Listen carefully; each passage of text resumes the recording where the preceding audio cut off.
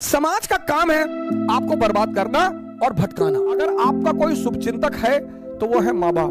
तो तीन लोगों से तो बहुत बच के रहिए जो आपके घर के खिलाफ आपको बताते हैं। आदमी को पहचानना है ना, तो उसको ये देखो कि इसके माँ बाप के प्रति कैसा रवैया है। डेली सुबह उठकर शुक्रिया कहा करो अपने माँ बाप का पैर छूकर। भगवान उतर आए और माँ बाप कहते चला दो गोली तो चला दो।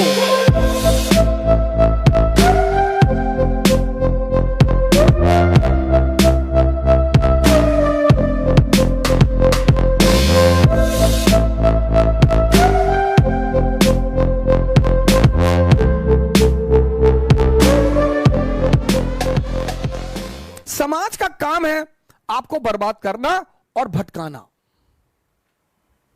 यह समाज का धर्म है। उस समाज में अगर कोई आपको बनाने वाला मिल जाए मां बाप के अतिरिक्त, तो आप बहुत भाग्यशाली हैं।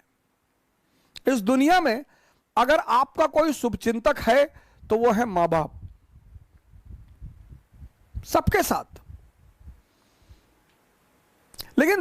लेकिन होता क्या है, वो कठोर होते हैं हमारे प्रति। जो भी शुभचिंतक होगा वो कठोर होगा, जिसको शोषण करना होगा वो मृदु होगा। जैसे पड़ोस की आंटी, उनको कोई काम है, और बेटा बबलू कैसे हो बेटा, दिखाई नहीं पड़े, बेटा हमारा आटा लिया देते चक्की से, लो। अब मां इस तरह से नहीं बोलेगी, मां कहेगी बदतमीज कहां मरा हुआ था। तो अब हम ह्यूमन नेचर है हमारा, तो हमें मां बाप बड़े बुरे लगते हैं। लेकिन सूत्र यही है सर, जो भी आपके प्रति कठोर है वो आपका भला सोचता है, और जो भी आपके प्रति मृदु है, अच्छा बोलता है, आपकी सिर्फ तारीफ करता है, वो आपके शोषण के फिराक में है। किसी की कोई जनरेशन में लोग कहते ना, अरे भैया कमा लिए 7 पुस्त खाएगी। हमने तो ना देखा किसी की 7 पुस्तें खाते हुए। हमने तो उन मां बापों को खुशी देखा है जिनके बच्चे शाम को घर आते हैं, अपने मां बाप के साथ बैठते हैं, अपने मां बाप को घुमाने ले जाते हैं। हमारी श्रीमती जी के मामा है तो अपने मां बाप को साथ में रखते हैं बैंगलोर।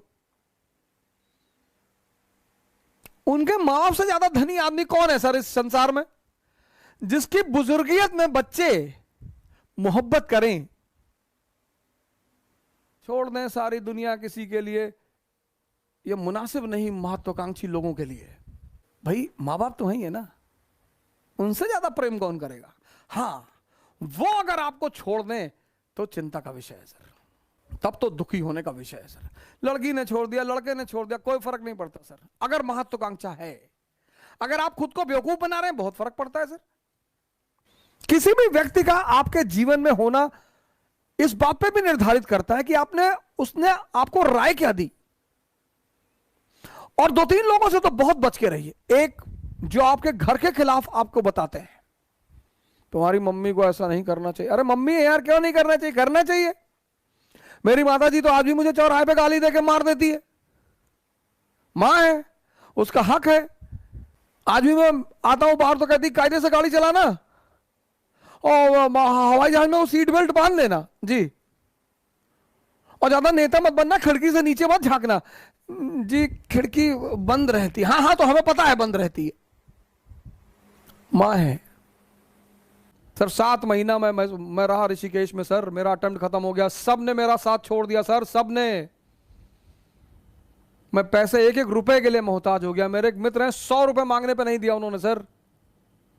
लेकिन मेरे पिताजी आते थे ऋषिकेश, मुझे पैसा दे देते। मैं उनसे कहता था मैं अब कुछ करूंगा नहीं, मैं पैसा कमाऊंगा, तुम्हारी बुढ़ापे की गारंटी बनूंगा, मैं कुछ नहीं करूंगा। तो बोले यार हम तुमसे कुछ कहते हैं, लेकिन जब तक मैं जिंदा हूं तब तक मैं आकर तुमको पैसा देता रहूंगा। और सर 7 महीने आते रहे वो ऋषिकेश और मुझे पैसा देते रहे सर। और कभी कभी तो लोगों को भेजते थे मुझसे मिलने के लिए कि जाओ ऐसे कह देना घूमने आए थे, कुछ पैसा दे आना। ये होते हैं माँ बाप। और आज मैं जहां भी हूं, सबसे अहम भूमिका उनकी है सर। श्री माता प्रसाद ओझा पोस्ट ऑफिस में पोस्ट मास्टर रहे, पोस्ट मास्टर से रिटायर हुए वो। और मैं जहां भी हूं सर, जहां भी, वो उन्हीं की देन है। मतलब पहली जो नींव रखी है वो उन्होंने ही रखी है। हमारा प्रिंसिपल परेशान रहता था कि यार तुम्हारा बाप तुमको कुछ कहता ही नहीं, कहते ही नहीं थे सर।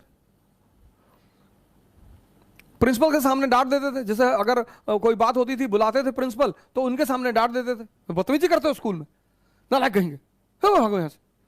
फिर कहते थे लड़का ऐसा, फिर बाहर निकल के हमसे कहते थे कि पागल है तुम्हारा प्रिंसिपल। तो एक बार क्या हुआ कि फादर प्रिंसिपल ने कहा कि यार इसके बाप को इतनी हम शिकायत करते हैं, ये सुधरता ही नहीं। तो लोगों ने कहा सर आप गलत आदमी को शिकायत करते हो, आप इसकी माँ को बुलाओ सर। तो उन्होंने हमारी माँ को बुलाया, माता जी ने ऑफिस में ही मारना शुरू कर दिया। तो प्रिंसिपल को लगा कि हाँ हाँ यार पहले हम गलत आदमी को बुला रहे थे। वो माँ बाप तो कभी गलत नहीं होते, और जो माँ बाप की बात नहीं मानते वो शैतान है, शैतान। लेकिन हाँ कभी कभी ऐसा होता है कि माँ बाप हमें समझ नहीं पाते, तो लड़ने की क्या जरूरत है सर? माँ बाप से नहीं लड़ा जा सकता सर, कभी नहीं लड़ा जा सकता। माँ बाप से तो कभी लड़ा ही नहीं जा सकता सर, कभी नहीं। कुछ भी हो जाए, भगवान उतर आए और माँ बाप कहते चला दो गोली तो चला दो, फिर इफ एंड बट की जरूरत ही नहीं। यह स्थिति है माँ बाप की। आदमी को पहचानना है ना, तो उसको यह देखो कि इसके माँ बाप के प्रति कैसा रवैया है। अगर वो अपने माँ बाप को भगवान मानता है तो आपके प्रति ईमानदार रहेगा सर, हमेशा। हाँ लेकिन कभी कभी ऐसा भी होता है, यह भी मैं मानता हूं कि कभी कभी माँ बाप भी हमको समझ नहीं पाते हैं, तो कोई बड़ी बात नहीं है सर, उसमें झगड़ा करने का, उनसे बगावत करने की कोई जरूरत नहीं है। जो भी आपके ऊपर खर्चा करेगा वो उसकी कीमत वसूल करेगा, माँ बाप के अलावा। क्यों परेशान कर रहे हो माँ बाप को अपने?